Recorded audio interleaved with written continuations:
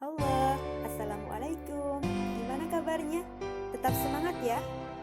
Pada pembelajaran sebelumnya, kita telah mempelajari perkembangbiakan tumbuhan secara generatif. Selain secara generatif atau menggunakan biji, tumbuhan juga dapat dikembangbiakan secara vegetatif alami. Lalu, bagaimanakah perkembangbiakan tumbuhan secara vegetatif alami? Perkembangbiakan tumbuhan secara vegetatif atau tak kawin atau tanpa menggunakan biji dibedakan.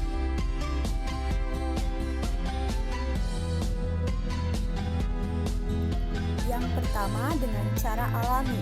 Cara ini tanpa memerlukan bantuan manusia. Yang kedua dengan cara buatan. Cara ini membutuhkan bantuan manusia.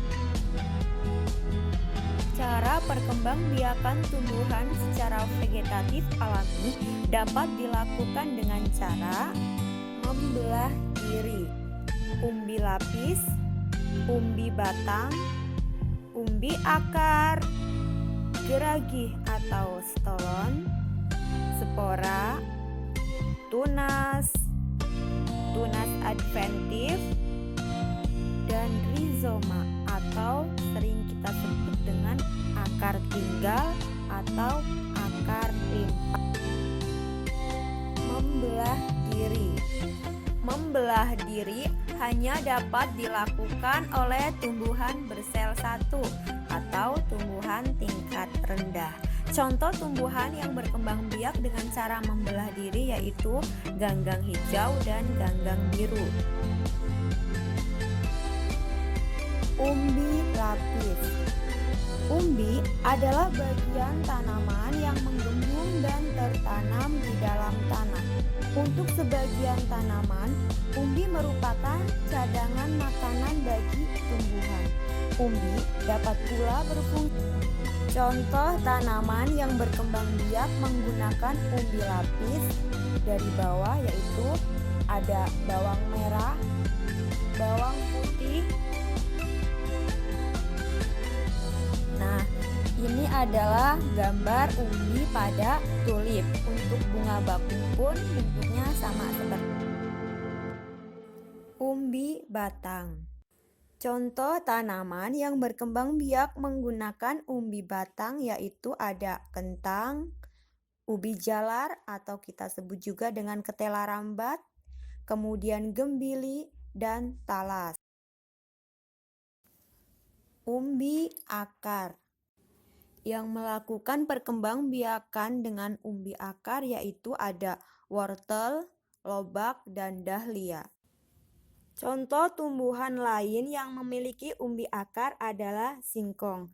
Akan tetapi pada singkong umbi akarnya tidak dapat untuk berkembang biak karena tidak memiliki pangkal batu. Kemudian geragih atau stolon, yaitu batang yang merambat di atas atau di bawah tanah. Yang melakukan perkembangbiakan dengan geragih yang merambat di atas tanah yaitu ada pegagan, stroberi, semanggi, dan arbei. Dan geragi yang merambat di bawah tanah ada rumput teki. Cara perkembangbiakan selanjutnya yaitu menggunakan spora. Tumbuhan yang berkembang biak dengan spora ada tanaman paku, jamur, kemudian tunas, yaitu tumbuhan anakan yang muncul dari batang. Yang melakukan perkembangbiakan dengan tunas ada tanaman pisang, tebu, dan bambu. Tunas adventif. Tunas adventif yaitu tumbuhan anakan yang muncul tidak dari batang, akan tetapi di akar.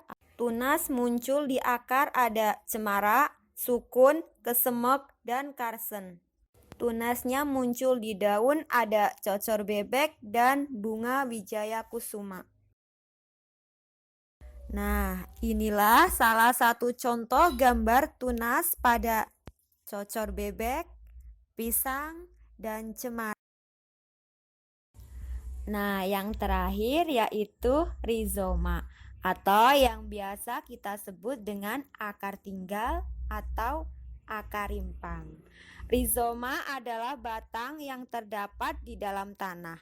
Batang itu tumbuh mendatar sehingga tampak seperti akar.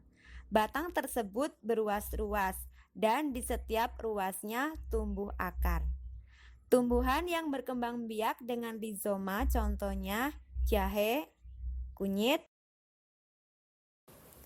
Yeay, sudah selesai.